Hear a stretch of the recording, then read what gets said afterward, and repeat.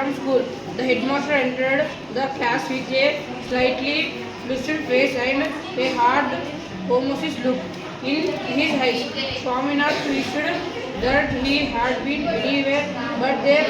At the moment, the headmaster surveyed the class for a few minutes and asked, "Are you not ashamed of coming and sitting there after what you did yesterday? Just a special honor to them." He read out the names of a dozen students or so that had attended classes. After that, he read out the names of those that had kept away and asked them to stand on their benches. He felt that punishment was not enough and asked. Start. Swaminath was among them and felt humiliated at the eminence. Then they were lectured. When it was over, they were asked to offer explanation one by one. One said that he had an attack of a headache and therefore could not come to school. He was asked to bring a medical certificate. The second said that while he had been coming to school on the previous day, someone had told him that there would be no school and he had gone back home. The headmaster replied that if he was going to listen to every loafer who said that there would be no school, he deserved to be flogged anyway.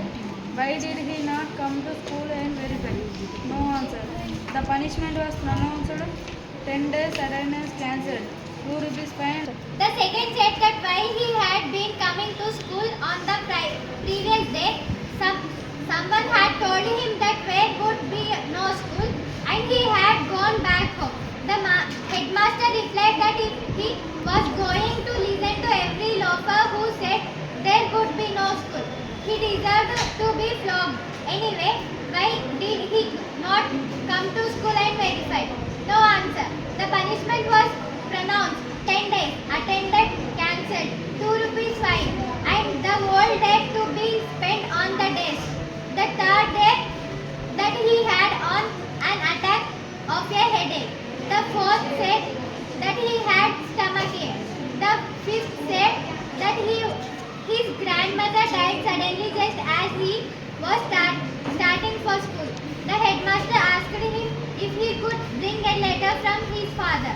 No, he had no father. Then who was his guardian? His mother. But the grandmother was dead. Was she not? No, it was another grandmother. The headmaster asked how many grandmothers a person could have. No answer. Could he bring a letter from his neighbors? No, he could not. None of his neighbors could read or write because he lived in a very literature part of Elma Street. Then the headmaster offered to send a teacher to this literature locality to ascertain from the boy's neighbors if the death of the grandmother was a fact. A pause. Some perspiration and then the answer that the neighbors could not possibly know anything about it since the grandmother died in the village. The headmaster hit him on the knuckles with his cane, called him a street dog and pronounced the punishment, 15 days suspension. Budhavaram helplessly rather sat on the third bench in front of the resolutely looked away. He was examining at the blackboard insolently at the back of his head and the pinched ears were visible to Swaminathan. He was interrupted slightly. Swaminathan was in acute suspense, glad that head should turn and fix in the eyes on his. He left that he could drop from the desk and to the floor. If that happened, the pink ears, 3 benches of had him incapable of speech.